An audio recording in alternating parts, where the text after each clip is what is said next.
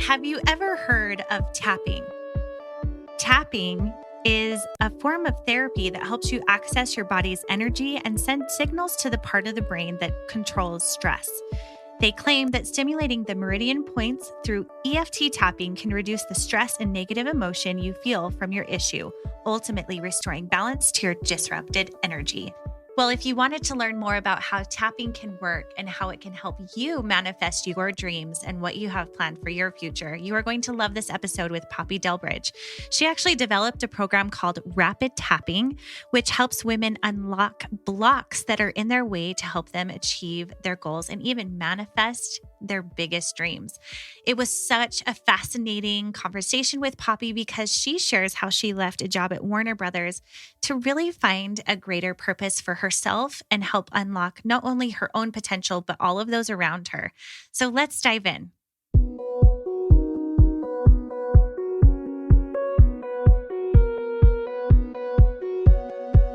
So you want to make an impact. You're thinking about starting a business, sharing your voice. How do women do it that handle motherhood, family, and still chase after those dreams?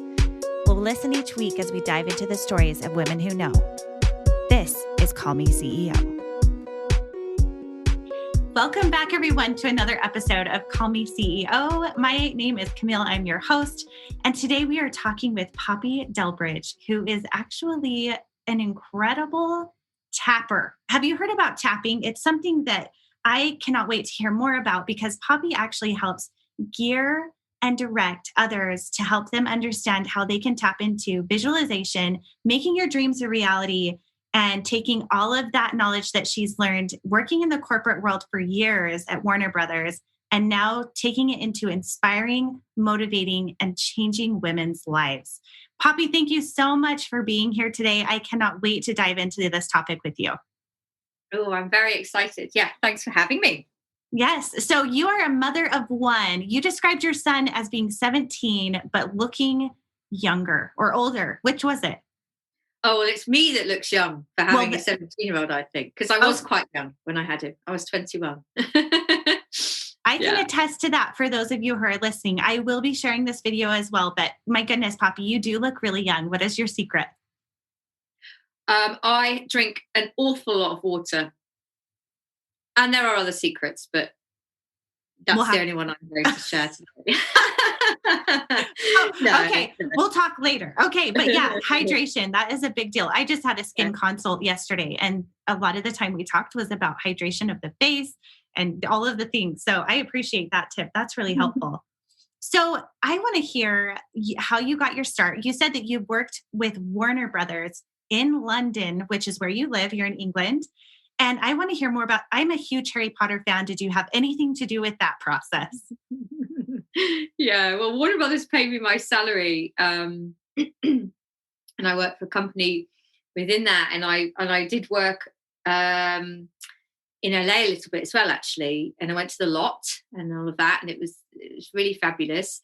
Harry Potter, I did go to the set of Harry Potter and did get to look around some secret bits. And I did once actually interview the Harry Potter cast, but I hadn't watched it at the time. Wow. So I was atrocious at it. And then I really got into it much later. So I can testify that it's all very exciting over there on the scene, which is huge, a huge development in the UK where it's all filmed. That's so cool. We actually had a trip planned to come to London last summer to celebrate our 15-year anniversary. And going to that lot was a part of our trip because I'm such a Harry Potter nerd. So I'm so sad I haven't gone yet because I've heard it is absolutely magical. It really is. It was magical when I didn't even watch the movies. When you watch it, you go, wow, yes, I was there. I was in the library. Woo. Oh, that's cool. Yeah. Well, I have major envy. Okay, so tell us a little bit about how you said you worked with Warner Brothers for 20 years. And then, you've been tapping for 20 years and you were working with Warner Brothers first. So tell me how you took your passion for tapping and what you learned in the business world and how you transferred that into running your own business. Yeah. So my main career, not far away from 20 years, about 17 years, was in television. So it was the creative side of that. So creating programs and coming up with ideas for programming, mainly in comedy and entertainment, and then working with networks and lots of different. Then streaming platforms came, Netflix, and all of those came. And for me, the side of it I loved was the creativity. The side of it that I also loved was working with people to put them on TV. So unleashing people. So I worked a lot with talent who had something, and then we kind of worked together to really work out how they can unleash that. And obviously the part of that is sometimes people's own confidence and people's own beliefs about what they can achieve. And I was just always quite interested in human behavior. Big part of my degree was in psychoanalysis, and I had a passion that was running concurrently to that, which was self-development, personal development. I tapped when I was going through something in my own life, caused massive change. And then I forgot about it for a bit, actually. And then I came back to it. But I've always been really interested in mindset. And for me, the reason I, in the end, resigned from my job, where I was for about six or 7 years in one job, was that I had a harder and more kind of purposeful nudge to do what I was passionate about and really fall into my purpose and help others to rise up into theirs by removing some of the blocks via mindset work, manifestation work, tapping, clearing subconscious blocks is really what I'm into, so that people can truly achieve what they are setting out to achieve for their vision in their lives. Oh, that's so fascinating. So I hadn't heard about tapping until, gosh, maybe probably 7 or 8 years ago. I had a friend who was trying to overcome an eating disorder, and it was actually through tapping that she was able to do that. How did you get introduced to tapping, and was it part of your degree? You mentioned that you had some of that mind work as part of your degree. How did you learn about it in the first place? Well, actually, I learned about it via my mum, who tried it on me when I was going through a big separation. I got married very young as well, when I was 18, believe it or not, before I had my son when I was 21. And I was married for 10 years, and that all went pear-shaped. I kind of rebuilt my life about 10 years ago. And I was introduced to it thinking it was just really strange. What are you doing? Tapping on these points. Stop it. I was stressed out. Something was happening. And I did it, and it really worked. And I was shocked at how it worked, really. And from that point, I kind of thought, well, that's very, very interesting. How does it work? And I'm a bit of a geek, and I like neuroscience, quantum physics, and how things tick. I like the brain. And I was already really heavily into mindset and manifesting. And so it just became the tool that I ended up using in my own life. And then I saw really fabulous results in my career from that. And then now kind of sort of permeated into all these different areas. So for me, it was the tool that I could use to clear space before I coached people. So for those who are listening, could you describe what tapping is? And then also maybe if people can't quite see what you're doing, but describing it so that they can imagine it in their minds. Yes, absolutely. Yeah. And you can always check out any of my videos. I like people to sort of see how they work. But basically, tapping is just what it sounds like. You essentially tap with your fingertips on ends of meridian points, which are mostly in your face and in your collar. And when you tap on those points with certain kind of recipes, we call it, and you say certain things, which are cognitive kind of psychological triggers, which then produce a feeling, which then kickstarts habitual patterns coming from your brain, the part of your brain called the amygdala, also your emotional center, then what happens is you can start to interject into quite unhelpful patterns that carry quite heavy emotional weight. And you can do that at the point that you're quite stressed out, overwhelmed, feeling like you can't do something, guilt, whatever's coming up. Or you can do it and go far back into memories and events. which is what I love doing deep work on. When, something happened when you were 6, you don't even necessarily know, but I do timeline work going back through that. And it really helps to clear quite quickly any disturbances that are in your energy field. So it's a mix of modern psychology, really, cognitive work, and quite ancient techniques that have been around for a long time, such as, if you imagine acupuncture without the needles, then really you've got tapping. And I developed a certain type of tapping called rapid tapping, because I believe there's an extra layer to it where you can start to use it for manifestation as well, and do it very, very quickly rather than a long time. It can work in minutes. Wow. That's incredible. So if you say that I am starting on something that I want to manifest in my life, or I'm looking to make a change in my business or in my life, or whatever that block might be, what is a length of time that someone can expect to invest in tapping to see results? Yeah, that's a good question. So I would say with tapping, there's 2 things to think about. So you want to be thinking about having a dual purpose for your tapping. So one side of it is you want to do the deep tapping. You want to go deep into what I mentioned about kind of the memories and the events. So imagine those are kind of quite big trees in a forest. And then you also want to do things for daily hygiene of your mind. So for me, my mission really is to get people tapping a lot. So when something happens and you're about to, do something, or you feel a bit like, ooh, or just in the mornings, you want to be tapping with smaller bursts to kind of clear little branches and do the weeding, Mm-hmm. So you kind of need to have a combination of both for it to be really super effective.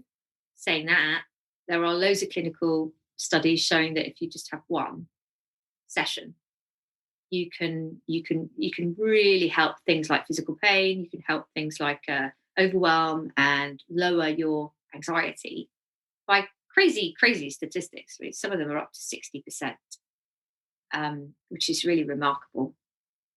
I'm really interested in that for one of my children that deals with anxiety. And there's actually a tapping center here nearby that I've been wanting to take him to.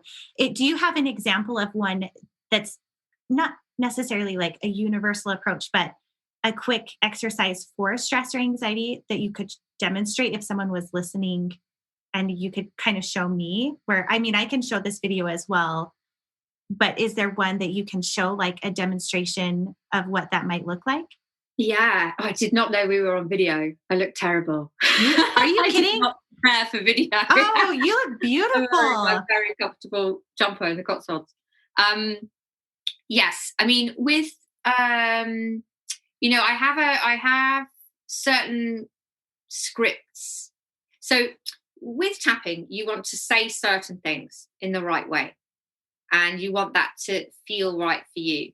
So it is probably worth someone kind of going into it, and following that recipe and what they do. But in terms of like getting straight into a stress response, yeah, because what it does is it shuts down the stress response, literally. And that's responsible for fight or flight. So yes, we could, for example, now do a very quick rapid tap. You would, for example, cross your hands over your body. okay. And you would find a spot which is down from your collarbone a few inches, and you would just find it. It's called a sore spot. Can you feel it? It feels sore. Yeah. Yeah. So you would massage there a little bit. Yeah. And you would start to say how you feel. So I feel stressed. Because the first thing you want to really do is to acknowledge the emotion, not trying to mask it or hide it. It's about allowing. So I feel stressed. Yeah. And then you want to be, certainly in rapid tapping, you want to be then thinking about why. Because your logical brain kind of needs a reason. Because also it seems a bit silly. Because it works so well, and yet, you're just sort of doing this. So why are you stressed? Why are you anxious? You might not have a reason, but it just encourages you to just go, well, because I've got a lot on. It's hard right now because there's so much happening in the world. And then you would say, but I choose to love and accept myself anyway. So you'd also breathe, and you sort of just spend that time on that part, and then you would start to tap on different meridian points here and repeat certain phrases on the sides of your eye and under your eye. And then you just be repeating, oh, I feel really stressed out. Take some breaths during it. I feel really stressed out. It's a very simple way to do it. Oh, I feel really stressed out back on your collarbones. And it just brings your nervous system back into balance quite quickly. That's really fascinating. I feel like it's really, I've been reading The Whole Brain Child, right, currently, and it talks a lot about connecting the emotional side of your brain with the logical side, and how bringing that present state of mind and allowing your children to connect with that bridge. And it seems to me like tapping is a physical manifestation of connecting the physical and the emotional with that logical. So it's almost like this roadmap of how to get there. Like that's, I mean, would you agree with that? Or, I mean, I'm so new to it. Yeah, very much so. Very much so. It's a mind body. Yeah. So for me, they're very connected, and we look at anything in our body sometimes as kind of clues. Well, I certainly do. So if it's manifesting as stress and you know, aches, I did quite a lot with body pain actually. So managing pain is very, very good for it. So if you are getting sort of stiff, and lots of people are stiff at the moment, everyone's on Zoom all the time. And, you know, we're just like, oh, you know, often that's because of a pattern that we're used to. So it's all messaging, isn't it, from our brain? And if we can go in and do something about that, then that's great. We should do it because it is a totally connected thing, because often that comes from stress, you know, the anxiety of every day at the moment can be really, really tough to carry on and start a business, raise a business, you know, do all these things, juggle, homeschool. We need all the help we can get. I agree. So I'm curious, are you familiar with cranial sacral? Does that play a part at all in what your practice, or what do you think about releasing that energy? Is that something that you practice as well? Yes, I love cranial sacral therapy, and I've had that for quite a long time. And I'm not trained in that. I'm trained in emotional freedom technique and integrative energy coaching. But I would say with cranial work, yeah, because they're releasing similar blocks within the body. So that's a somatic therapy. So actually tapping is a somatic therapy. It's actually the tapping part of it that interrupts the body's response. So most people think it is just a cognitive thing, but actually it isn't. It's somatic. So, you know, it's a body. Push word of saying body really. Yeah. If you're looking for a new way to reach your financial goals, consider a new way of budgeting with Cube Money. I don't know if you're like me, but the place where I lose track with spending is when I'm eating out, subscriptions I've lost track of, or last-minute Amazon purchases. With Cube Money, you have a digital cash envelope system and a bank account all in one place that keeps your goals in check. How? The app actually allows me to check my balance each time I use my card. It makes it so much easier to say no to things when I think about my big goals front of mind, like our Europe trip that Paul and I are saving up for. Check it out for yourself so you can stick with your goals, living more and stressing less at www.cubemoney.com/Camille. That's Cube spelled Qube. So with your business that you're now doing, so you totally switched gears about 3.5 years ago and decided that you wanted to take this passion and this purpose to bring tapping to women and helping them reach their goals. Talk to me about that transition and what that meant to you. Yeah. Well, the tapping bit actually came later. The first bit was that I just really wanted to get into the mindset shifting. So to really help women to feel that they are capable of living their dreams, but there will be blocks in the way of that. So what are they, and how can we look at that? Because I think often, and I'm particularly interested in women, getting out there, using their voice. And I think what I was really just too passionate about not to do was to help to get more change makers into the world, and to help women to feel free in all the ways, financially and in their mind and emotions, so that there can be some societal difference going on with what they're doing. That's my massive passion, really. So that's where that started. And I started doing retreats, and I started my coaching practice, and then it kind of grew from there. And then soon became that actually the thing that I really do specialize in now is removing subconscious blocks and stuck energy, and then teaching manifestation principles and how they relate to the brain. So it's sort of science meets spirituality, but very practical as well, because I work with media. It's my background. So kind of profiling people and how you do that, and how you really step into your own recognition and get recognized for what you do on a global platform, really. Wow. We all need more Poppy. What an incredible mission. Like, I'm just listening to this thinking, thank goodness for you. Like, that is incredible. And looking through your social media, you really do offer step-by-step. You've started, when did you start your podcast? Really recently. I thought so, that it was recent. Yeah. So what is your podcast called? Yeah, so it's called Rapid Tapping with Poppy Delbridge. Okay, perfect. So you have this podcast, you have your Instagram, and you're starting to take people through this channel of visualization. And I think manifestation and visualization is a tool that I could learn about more and more forever. I feel like there's so much power in that. What have you seen? What has been a monumental moment for you where you've been able to visualize and create a reality of something you are going after? Yeah. I mean, this is really my thing. Mm-hmm. I really live my life by this now.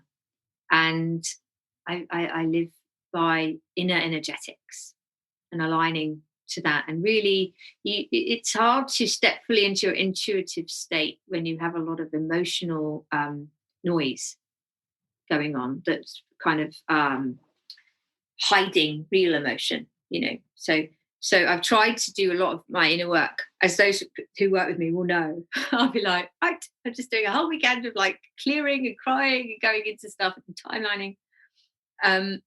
So yeah, for me, I feel like I've just lost my total train of thought now. What did you ask me? A time that you were able to manifest, like visualize and manifest. Yeah.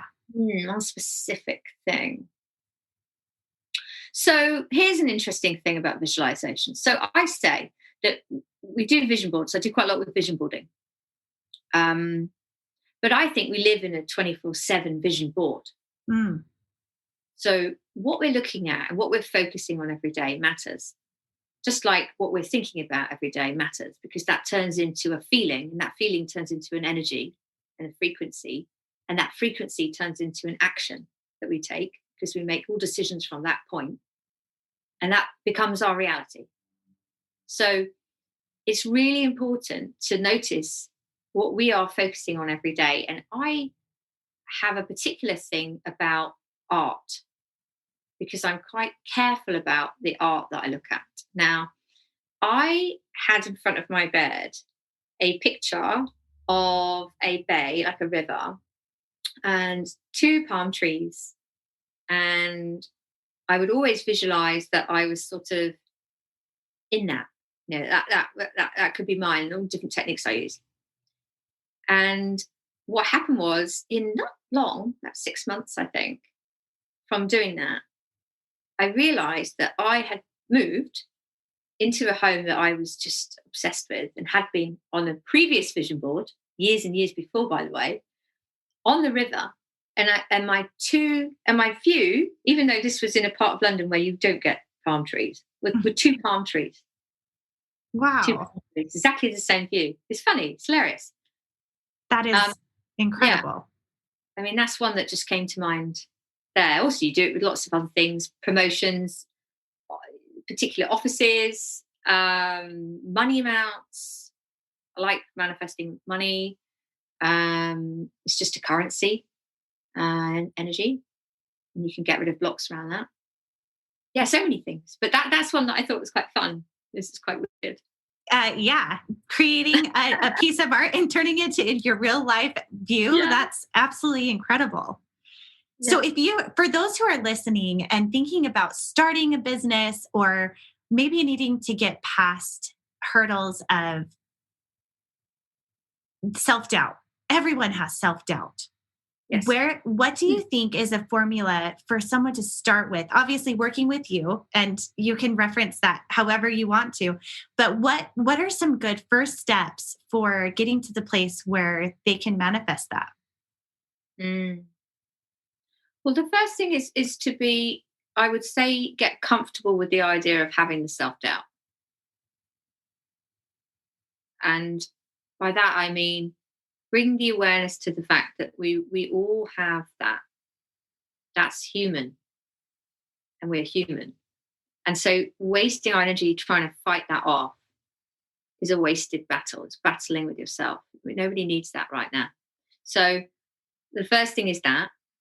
And one way I would probably suggest to kind of start to defeat these gremlins, I call them, imposter syndrome, fear goblins, is that you want to be quite clear on what it is that you are not doubtful of.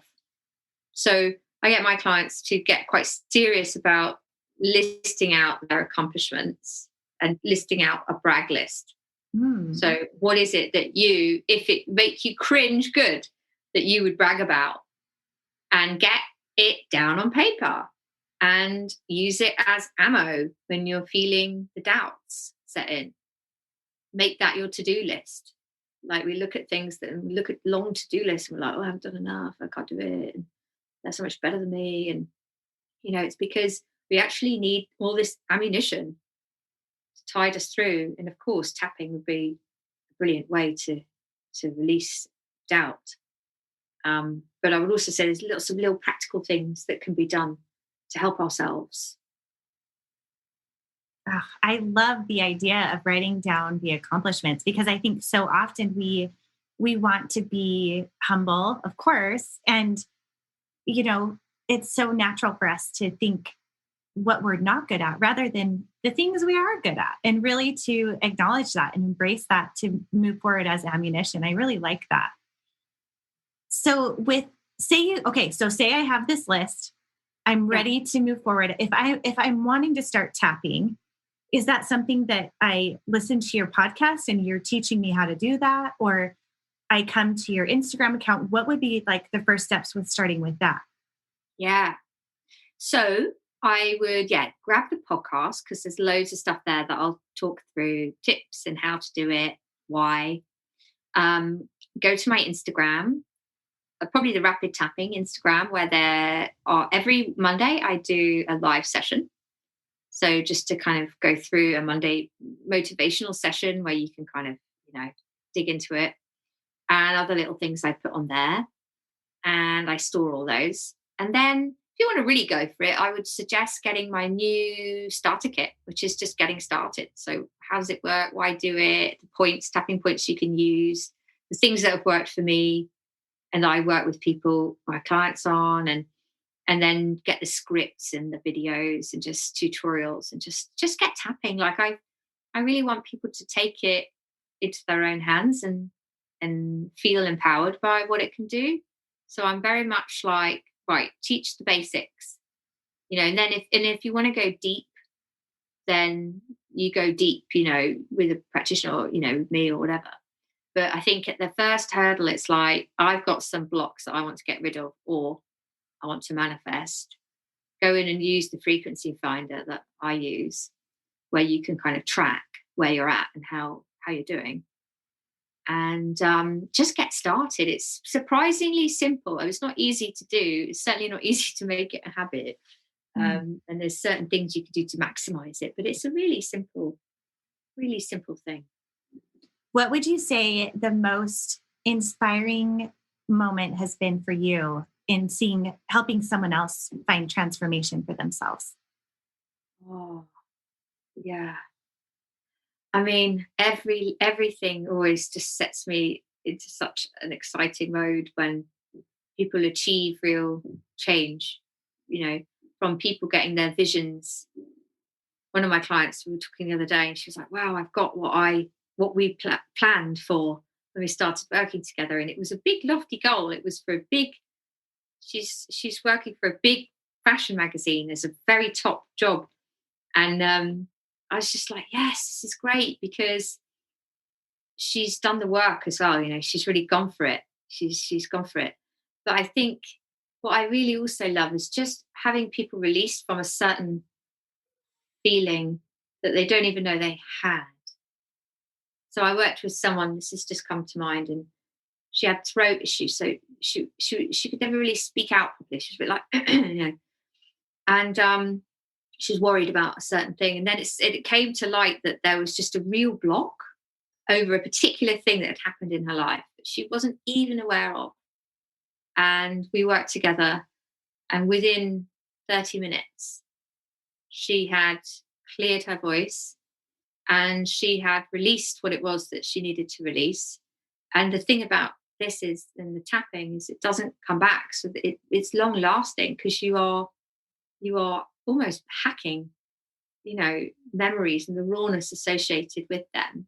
So it's been quite incredible. People losing stammers, people really just getting things that they really didn't think they could have, promotions, money, and all the things. I just think, God, it'd be so good to all be tapping as it happens, so that we can start to clear ourselves as things happen, so we don't take on the guilt, we don't take on all of that stuff that we hold as baggage for so long.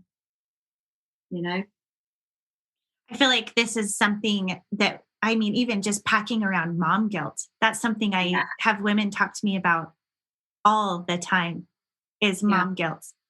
Is there an approach to that you think you could direct people to with that could help people with that? Yes. The mum guilt is so rife.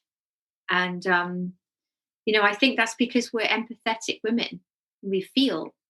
And really that's about understanding that we've got to do the whole life jacket first thing. Like, we've got to take care of ourselves. We've got to be compassionate to ourselves. And so I would recommend doing a tapping routine into self-compassion, and knowing that we're human beings and the identity of us is there still. And we can't lose sight of the fact that we're just doing the best we can, juggling all this stuff, dealing with all these human emotions that are horrible. And, sometimes there's just not the tools. As a mum myself and having multiple businesses, I'm a single mum and have been for a long time. It's hard. And I've always tried to let myself go into the vulnerable places, because I think I feel blessed to have this tool. But what's difficult is, I think, not having I understand people not wanting to go there if there's nothing available for them. We keep this mask on of like, I can do this and I'm fine, and we give to everyone else, put ourselves last. But we really do have to put on our own safety precautions first, so that we can show up and be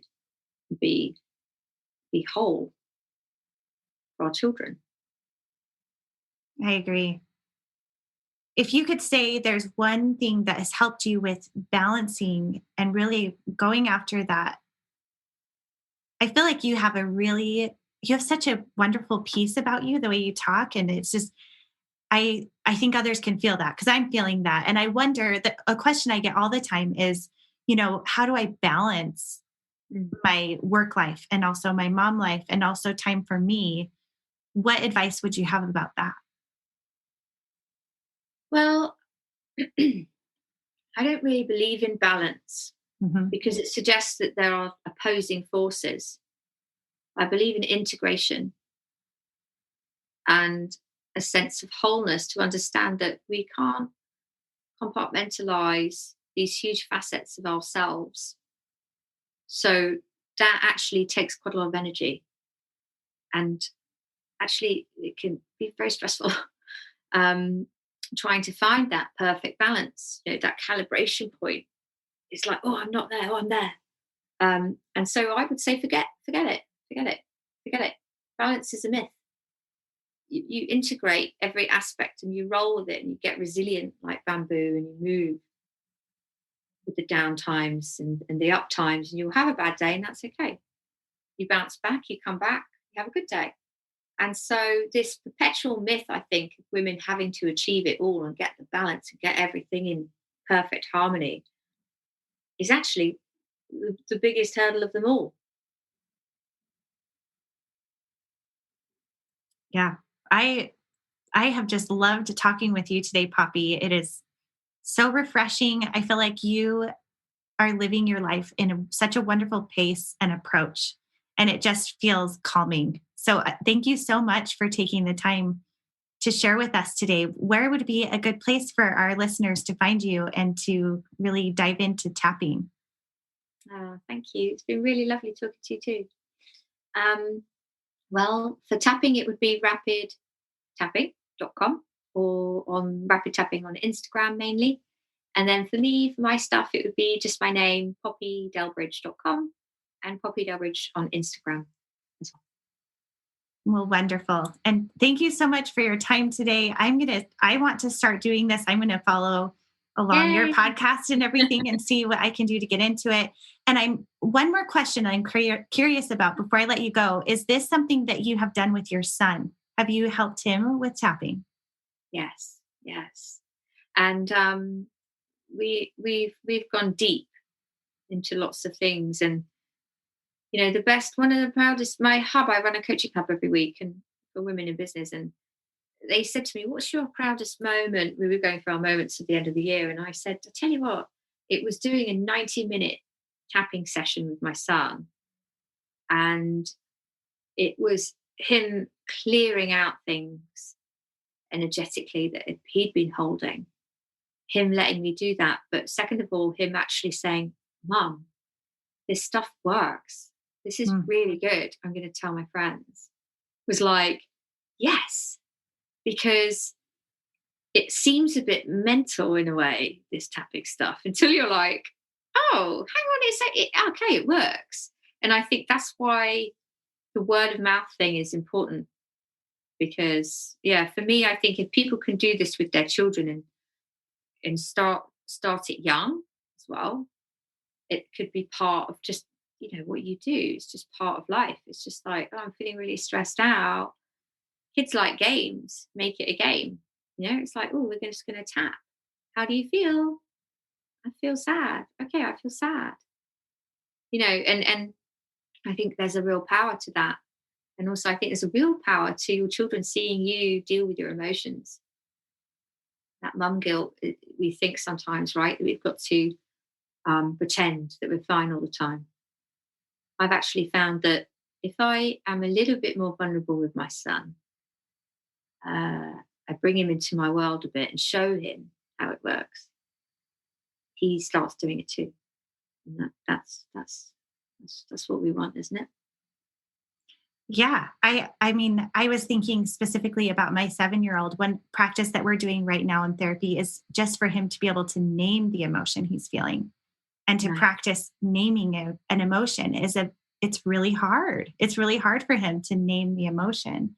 So it has me curious of trying this with him to see if I wonder if doing the movement with the naming would maybe make him feel more comfortable with it or not? I'm curious. I'm really curious to try this with him. What would be your advice about helping children to be able to name emotions? Mm. Yeah. Well, actually, funny enough, rapid tapping is all about naming the emotion first. So you Yeah. go to the emotion, because I think you're absolutely right. Sometimes it's hard to give it an actual language. So I would say what I have found tapping with children is it's a bit like if you find meditation difficult because your Hmm. mind's wandering around, and Sure. actually the actual tapping, the bit about the tapping can be really good, because children, it's just something to do. So it doesn't seem so silly in a weird way for them to try and find words for what they're feeling. You Yes. you do it with them. So you chat with them. So it's like, how are you feeling? I'm feeling like this. How are you feeling? Can you think of a name? Can you think of the emotion? And then you say it's feeling. So I am feeling. So you say the I am.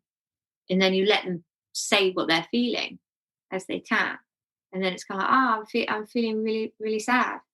I'm feeling really, really sad.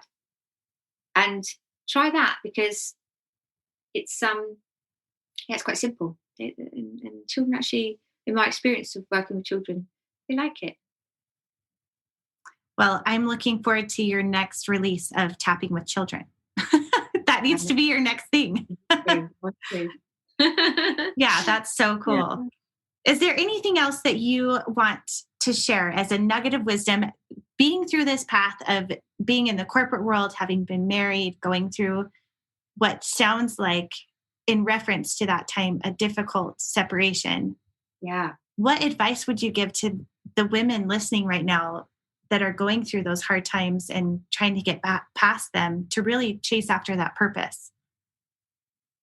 Yeah. I mean, it really begins with the self belief. So ways to cultivate that self belief is crucial, so crucial. And my advice would be that y- y- we don't need to know everything. We don't need to analyze everything. We don't need to know all the reasons why, or labor too much dwelling over the way that we don't want to feel. Mm. So my advice would be, how would you like to feel, and what would that feel like? And have you ever felt like that before, even for a moment? And how did that feel? And is there a possibility that you could feel like that again? And if the possibility exists, then there's work that can be done to take you there again. Wow. Well, I think that is so inspiring. And thank you so much for sharing that journey with us and being vulnerable and so open and warm. It has been such a pleasure to have you today. Thank you. It's been really lovely. All right. Well, thank you for coming today. And we will share more of Poppy's resources. Everything that she has to offer, you can see down in the show notes. And we'll see you next week. Review comes from Morgan with Less Talk Events. I have loved following Camille on Instagram for a long time, and I have felt a connection with her, our same values and outlook on life. This podcast is so helpful to me as a business owner by being able to hear so many different points of views through each person's journey. And no matter how my business grows, it isn't going to look like anyone else's story. I couldn't love this podcast more and the people she brings on. I absolutely love being a part of this community, and I want to be in the best friend group with Camille and Jennifer Bourget. Oh my gosh, thank you so much for this review, Morgan. It's absolutely, you are part of that crew. If you're listening to this, you are part of my family, and I appreciate you so, so much.